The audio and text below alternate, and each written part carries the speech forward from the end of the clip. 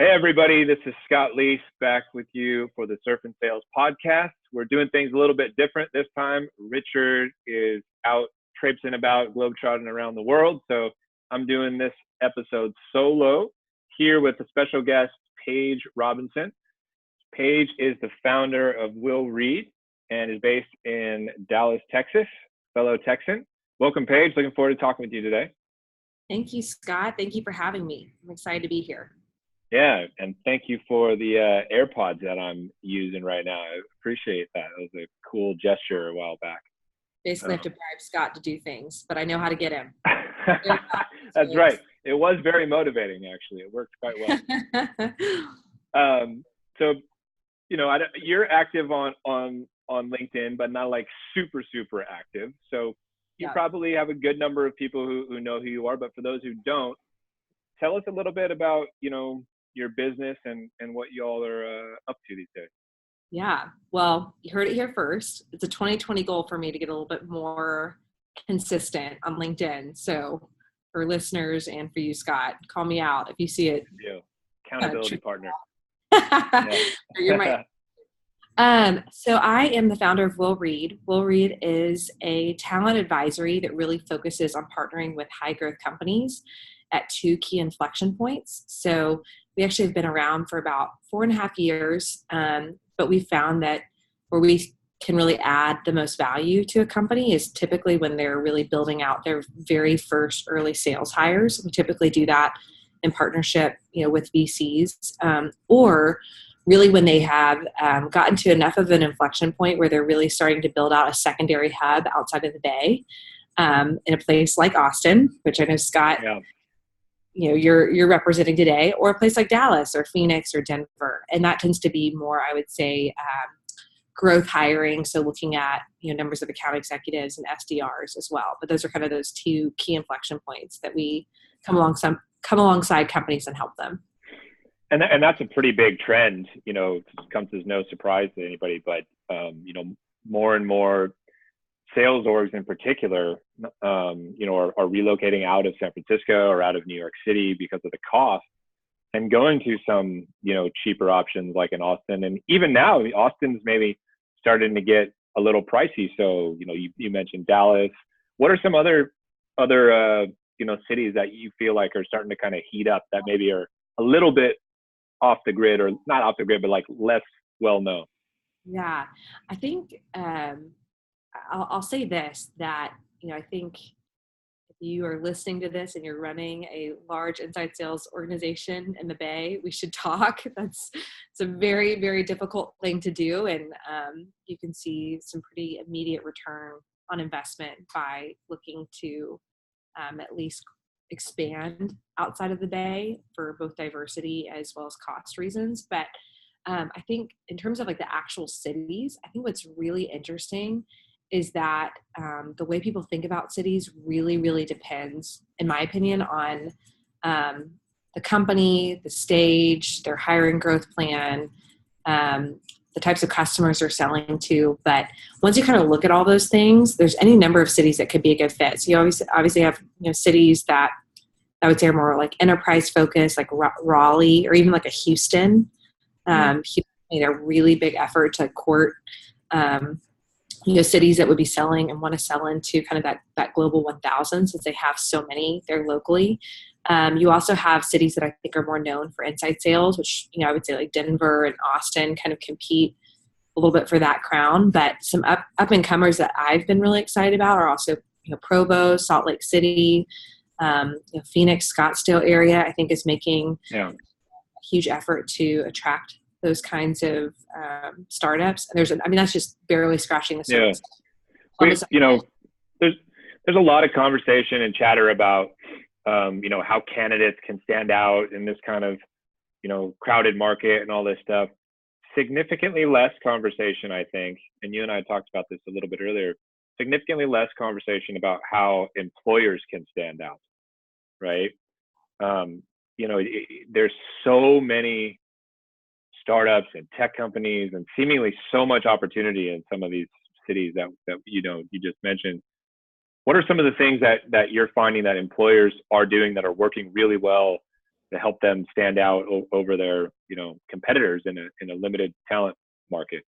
Yeah, I think that's a great question, and very much I think ties to this trend that we're seeing, where even cities that, you may have been the one big gig in town, there's 5 others behind you that are coming, or maybe you've already come because Yeah. we've become sexy product sales teams outside the Bay and outside of New York.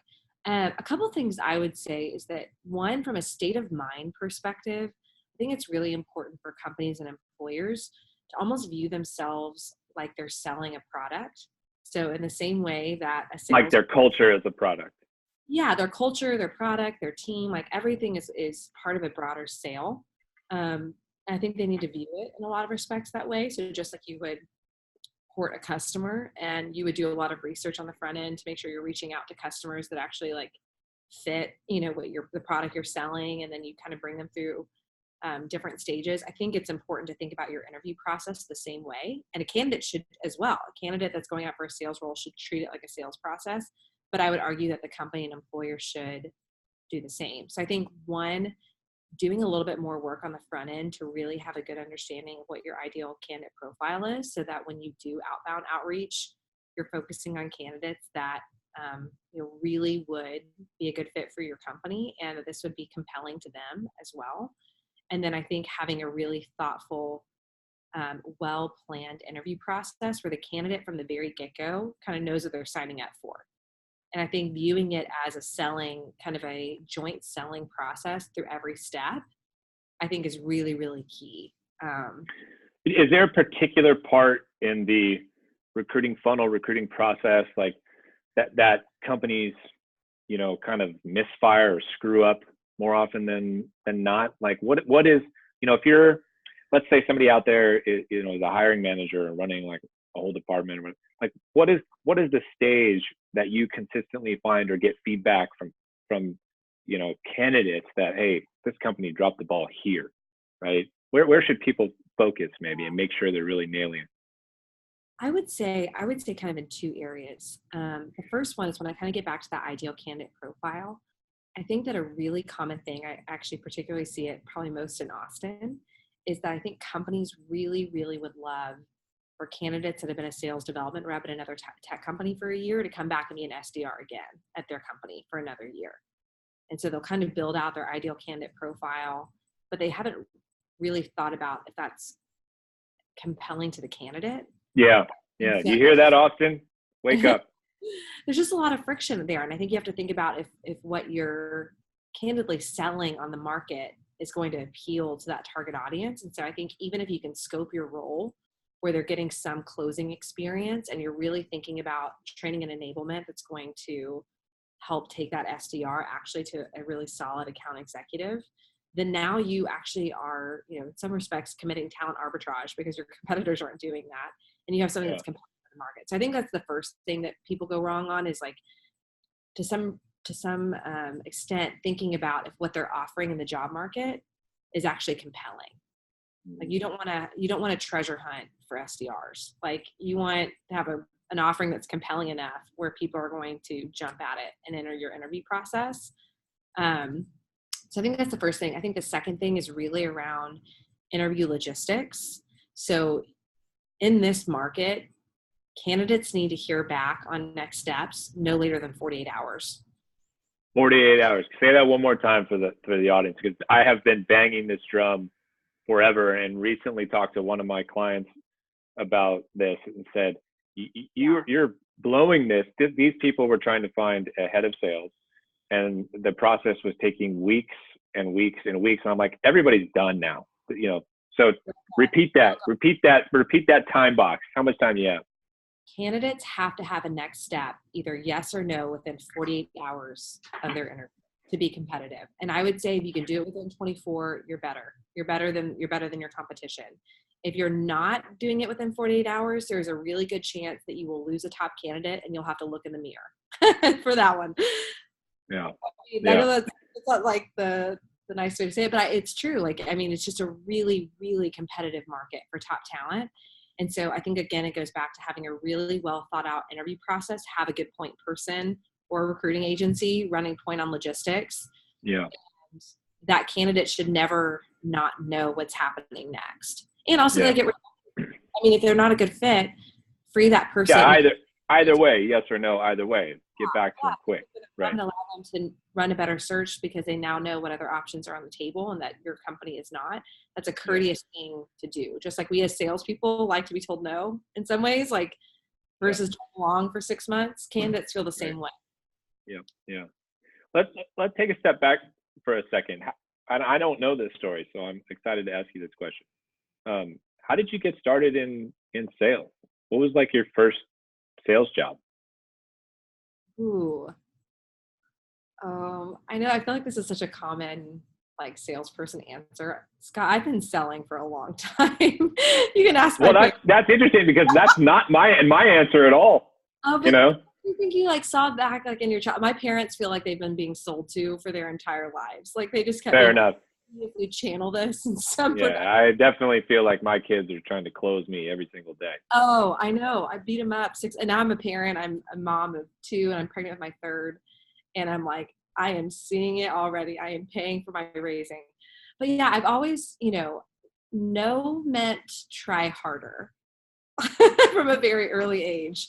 Meant like, okay, but is it really no? Have we thought about this? And I think, in a lot of those kind of early experiences, it was thinking about like, I think my mind naturally went to how do you expand the pie? So if someone says no, it's like, well, what if we expanded the options? Does that make it different? Yeah. What if we thought about, adding this? Sweeten the deal a little bit. Yeah. Look at it differently. So anyway, probably my first sales job was really on my parents, but my first, formal job out of college was, it was with a really wonderful firm called Alvarez & Marsal in management consulting. And I, in that you don't really sell, like you don't get to sell until you're like late 30s, early 40s. So I remember I was talking to my CEO and I kind of cringed thinking about this conversation, but I was like, maybe my 3rd or 4th month, most millennial conversation I've ever had, probably. A lot of millennials working for me. So once again, I'm kind of paying for it myself. But I remember talking to him being like, so when do I get to sell stuff? Like, when do I get to like sell companies? So this is right out of college. So you were like 22 years old, something like that. Yeah. Like, so wet behind the ears. That's wild. So that you wouldn't have got to sell till you were in your late 30s or early 40s. So I'm 42 years old. I'm 42 years old. So I would have just made the cut to start selling. Well, he would push back on that. Typically with consulting though, you have to really, really become a practitioner for a long time and move up, several steps. You become, where the expectation of selling is on you. So he would object to this characterization, but typically in those kinds of deals. So anyway, when I started my business, that was a lot of fun. I really enjoyed and have enjoyed the selling process quite a bit. What's been the most surprising part of the entrepreneurial journey for you so far?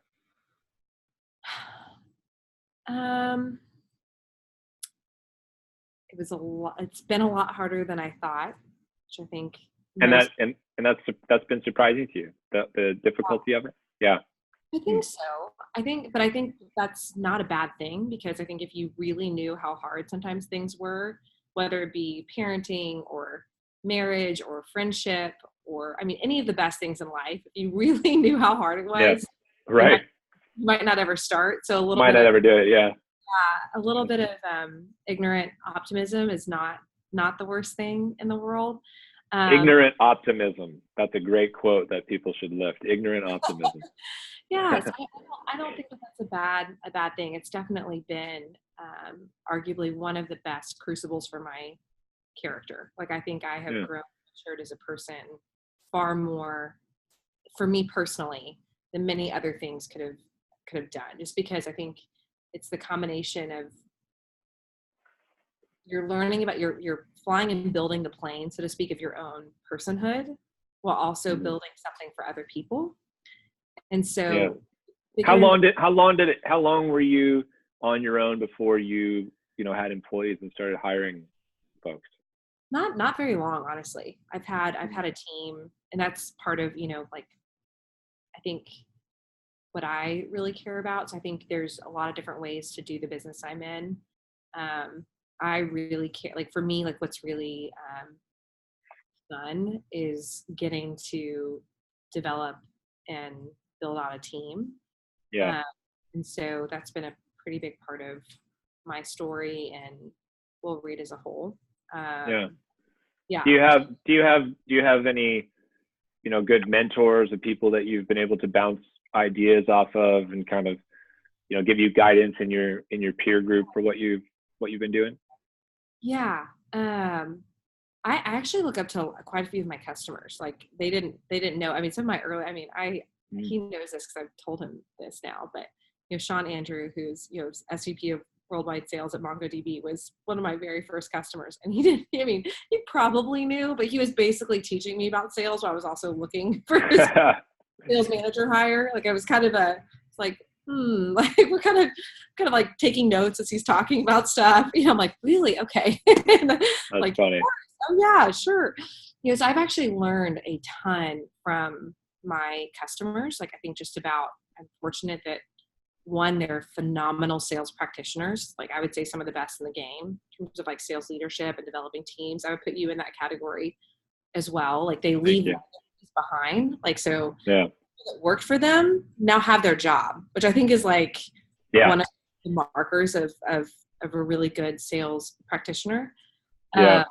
And then I would say one area that I'm personally trying to grow in is that if I have a kind of a gap in the mentorship arena, I would love to get a few more fellow moms that are trying to build companies. Because I think, which I know is a little cliche too, but I do feel like that's kind of, I do feel a little isolated in that journey. How do you, I mean, that's really interesting. And, I think there's a lot of people out there, a lot of women out there who would like to hear about that and learn more and network and talk to other people who are, you mentioned earlier that you're pregnant right now. You're literally running a company, pregnant. I assume you're going to have to take some type of, maternity leave for a period of time. How do you navigate all that, So I'm not the only one out there. There's plenty of other, I know that there are Sure. But you're the one that I'm talking to right now. I know, but I think what's hard about it and why it's a little isolating is because you have no time. So like these other people don't have time either. So I think it's been even interesting to kind of communicate to different people is that my in-office, I've had to become very compartmentalized, I think, which work used to kind of flow across everything. And now I really have to view myself as in multiple jobs and that those jobs require like complete intensity, like while I'm in them. So like taking a 2-hour lunch, 30 minutes away when I'm not sure like what's going to come of it in the middle of the workday is like really hard for me now. Whereas like, I think before I'd be, like, let's just meet and see where it goes. Now for me, like, I don't have that much intensity time at work because my other job starts when I get home. Right. Being a mom. Yeah. I'm at my kids are now 10 and 12 years old, 2 boys, and they just flat out call me on shit. They're like, Dad, put your phone down. Stop working. Yeah. I'm like, damn it. I was trying to sneak something past you. You know, they're not having it. Whereas, when they were younger, I could kind of sneak some things in, right. Good shot, son. Right. Like now I can't get away with that now. So I've had to do the same thing. And I find that as my kids get older, my level of efficiency has to get better and better and better. I don't mean it so much even as like time management. It's just like what I do with the next 30 minutes needs to be about triple productive at what it used to be able to be 10 years ago. Like I move fucking fast, right? You give me 30 minutes, I'm going to get a lot of stuff done. Right. And I think probably most parents, can relate to that. Yeah. Dads and moms. Like my husband this past weekend took my kids to the park for 45 minutes. And like in those 45 minutes, I like shot off 10 emails, cleaned my whole house, packed for our offsite, like came home, was like, had like dinner going, it's just like, 45 minutes, no kids, like we're going to get it done. But but yeah, honestly, it is a sweet privilege to, like, I think about that all the time, and not to make this like overly nostalgic or emotional, but I feel so fortunate to like live in the US, like in the US, and that I get to, like, that we live in a country where A, you can be an entrepreneur, and B, that you can be an entrepreneur and a woman. And I just, still have a, you know, balanced family life and spend time with your kids and stuff. Yeah. Yeah. I just pinch myself. Sometimes I just have to pinch myself and just say, I can't believe I get to do this. I cannot believe I get to do this. It's so cool. Yeah. You know, I'm very new to this entrepreneurial solopreneur thing. I'm only I've been at it 3.5 months now. And somebody asked me earlier today, actually, I was talking to an old friend from high school, and he asked me, like, you know, how's it going? What's it like? And I said, I don't even feel like I'm working. Like, I'm working nonstop, but like, it doesn't feel the same as when I was working for other people and when I had to go into an office, right? Like, I'm doing so many different things, but the time disappears like that. And it's just like it's so much more fun. It feels so much more meaningful. It's very, very different, you know, than working for somebody else. So yeah, it's been neat to experience, and you've been on that journey for way longer than me. So. No, I think it's a really special thing. I think there are definitely times, like, that you'll probably feel at times where you honestly wish you kind of worked for the man, you know, because I think like what you end up trading is, I heard someone put it this way: you trade, you know, when you're working for somebody else, and especially like a bigger company, you trade like macro flexibility for micro flexibility. So like, you know, somebody can take a week off of work, and like you can go, and really no one's going to probably try to find you. And if you want to go off the grid or take some time off, like you could do that. But when you own your own company, like that's, you know, it's like you have a toddler at home that has access to fire. Like you don't know, like you really can't like take your eye off the ball for that long, just because somebody, you know, you have to kind of, you know, the duty you have to your employees and your customers. But like if you have a sick kid, or you know what, there's this conference you really wanted to go to, or you want to take a lunch to go meet with somebody, like you get to do that. And I think sometimes working for, you know, I just think you have a lot more flexibility to kind of shape your schedule and experience. Let me ask you a tough question. At least I think it's a bit of a tough question. You know, there's a lot of conversation around diversity or lack thereof in sales, and you know, the lack of women in sales leadership, and how can we get more women in leadership and into sales, the profession in general. Why do you think it is that, to me at least, the recruiting space is 80 to 90% female? That's my observation, right? Why do you think women have gravitated more towards the recruiting side, or do you disagree with me? I don't know the statistic on that. So I don't either. I'm just spitballing based on my observation. Anecdotally, I don't disagree with you. I think, you know, obviously tech sales, I mean, I do have the statistics on that, and women are underrepresented in that industry. Yeah. So we've got less than a third of all of the software industry. And then when you get to the leader level, only 18% of women are in sales leadership roles within tech. So that's kind of based on LinkedIn data, which I feel like is probably pretty accurate for our industry. 18%. We need to work on that and make a huge dent in that. Yeah. You know, it's interesting.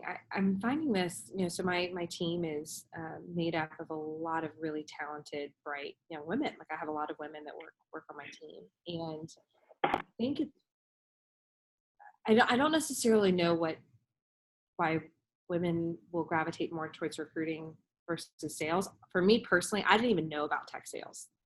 Who knows? I might have been working for you if I'd known about it. I might have been one of your Austin companies at one point. I just didn't even know about it. So I think there's definitely like an education gap, which, you know, my company is trying to solve with some, we have an internship like dedicated to that around education for college women about this industry. So again, I don't have like hard data on that other Yeah. than my experience as well as the experience around Well, I me. mean, you mentioned sales and education. I mean, there was not, when I was going to school, I graduated college in 1999. There was no such thing as a sales course offered Oh, isn't that wild? anywhere. Yeah. It's If it as any part of the business, program. And, it's still not really represented or recognized in this credible kind of way, but there are schools. You have one right there, UT Dallas. And I think his name is Howard Dover, has got a really good program going on. Houston has one. I think There. Yeah. is maybe getting one, but A&M has one. Baylor has one now. So it's happening, but it's within the last like 3 to 5 years for sure. Yeah. Yeah. Broad brushstrokes though. Women in the workforce, women in tech sales. I think there's an education gap. I think it's particularly with how sophisticated tech sales has become in terms of like the products on the market. I think it's very hard if you miss the on-ramp to get on later, because I think everybody wants you to have had that SDR experience, which I think is such a valuable foundation for all your roles. So if you kind of miss the on-ramp, I think education's a big part of it. I think what I see at least later on at the enterprise and sales leadership level is that it can feel very incompatible with being the primary parent. And what I mean by that is like, and I this is true of my household, but I personally wouldn't want it in any other way. And I have a very, very collaborative, supportive husband who cooks and cleans. And, we have a very like, Balance. Yeah. Very like equal relationship, but like, if there's a doctor's appointment, like I still kind of take on, there's quite a few things I still do and like to do, like by choice. Mm-hmm. I really, kind of, I think, feel part of being a mom to me. And I think what's hard is those can feel at odds with the way that sales is often set up, right? So like, for example, enterprise roles, like, so if you make it to the enterprise level, oftentimes they still want you to come into the office, travel. 3 to 4 days a week, even when you're not traveling, like come into the office. And depending on what location you're in, if you're in the Bay, I had a customer who really wanted this, but in the Bay, like you could live 2 hours away. So if you come into the office, you're not going to see your kids. Like you're not going to even get to in or anything. Yeah. So, before I moved to Austin, I was living in Santa Rosa, which is 65 miles north of San Francisco. And on a good day, it was an hour and a half. And on a bad day, it was 2.5 hours each direction. Yeah. So you know it well, like you miss never again. Yeah. You a lot with that. And so I think there's room, I think, for moms and dads. Like I think it's good for both to have maybe some more flexibility within reason to help accommodate. Well, I think there's a little bit of a movement, now for better work-life integration, work-life balance, much more, remote selling, remote roles and things like that. And, hopefully companies start to get more and more on board with that type of thing, because, again, as we started the show off by talking about how employers can stand out. Well, newsflash, this is one particular way you can stand out, right? Yeah, I think so. Yeah. I mean, honestly, I think a big part of that is the customers, like, had to come along. But I know for me, like I've met a lot of my customers, but there's some customers I still have never, I mean, you and I don't think you, oh yes, we have actually met in person, but there's a lot of customers I have not met, or really like kind of key, like mentors or friends in my industry, that we have a relationship like this, right? Like where you really feel like you know the person and feel connected to them, but it's over Zoom. And so I think it's been good, because I think customers are starting to come around to it as well, where they may feel comfortable making a purchase. Right. A big decision. Yeah. Without having to shake a hand and have a drink and that kind of thing. Yeah. Mm-hmm. Well, this has been great. I know we're pressed for time a little bit. Richard usually likes to tee this part up, but since he's gallivanting around the universe right now, we try to make ourselves available at the end of our show as well, and say, how can we help you? Is there anything that you're working on that we can try to help you with, or any questions that you might, have for us that we could try to answer real quick before we get off? So I pose the question to you. What can I do for you, and and Richard, even though he's not here? Well, a question I get a lot, and I'm sure you probably, I need to go back and look, but I'm sure you have a podcast expert, and if not already, it's coming. But I get a lot of questions about equity from my customers. Oh, Like, yeah. yeah. Yeah. Yeah. Like at a high level, as a candidate and as an early stage company, what are some principles to keep in mind with this? Oh, man. So this sneak preview, one of the things that I have been quite frustrated with is the selling of the massive dream and the promise of any amount of equity is going to make you a millionaire. And I've been decently outspoken about it. And I've seen a few posts. yeah, I don't want to call out my peer group too much, but I wish there was more people other than me talking about it. And there's one individual in particular who has stepped up, and that's Colin Cadmus, based in New York City.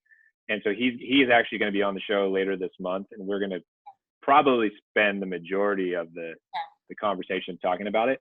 But to go back, first of all, it depends on your role, right? If you are like the first sales employee, or just sales employee number 50 or something like that, I think the most important thing that you should know is it is almost impossible that you are going to make life-changing money on your equity. Okay. We were talking to Rock Versace, who was telling us the story about, this time that Mark Benioff at Salesforce gave 10,000 shares to a friend of his, who had just referred a bunch of people in as like a thank you, right? So we're talking about Salesforce.com, one of the largest companies, most successful companies on the planet, right? Right. That share price today is $175 a share. So that's 1.75 million, right? So that's 10,000 shares at one of the most successful companies ever that's out there right now, right? So if you're getting 500 shares, right, instead of 10,000, you do the math. Like, do you think that the company you're at is going to get to a stock price of $175 or higher someday, right? So the expectations are so out of whack, and that's a problem. And to me, like, that is an industry problem. That's an industry problem. No one has taken the time and energy to educate folks on what the equity really means. No one does the math with them to set realistic expectations of what they might earn at some point in time. This is true for the vice president level as well. I was talking to somebody who is a VP of sales. This is a month ago, maybe. And they were telling me, how many shares they had. And I was shocked by how little it is. And when I told them, my historical numbers at different organizations, they said their mind was like blown. And, they immediately, I think, viewed their current situation very, very differently as they started doing the math. So, I hope that's, this is not to say that equity is not meaningful at all, because it is. I've had 2 exits now, certainly hoping for 2 more. But, unless you are a senior executive and have significant chunks, you're not going to make life-changing money. You might be able to make enough money to, buy a new car or go on a really nice trip, or maybe if you're really lucky, put a down payment on a house, but nothing that's going to foundationally and fundamentally change the game for your family, right? And I just wish people were honest about that. Yeah. So. Yeah. Well, I appreciate the hot take, and I can't wait to listen and hear the full debrief here in the next month. I hope Colin's listening, because there's a big demand for this. So well, thanks for the time today, Paige. It's always good to see you and talk to you, and really appreciate everything that you're doing. Well, awesome. Right. We'll talk soon. Thank you, guys. All right, talk soon. Bye-bye. Bye-bye.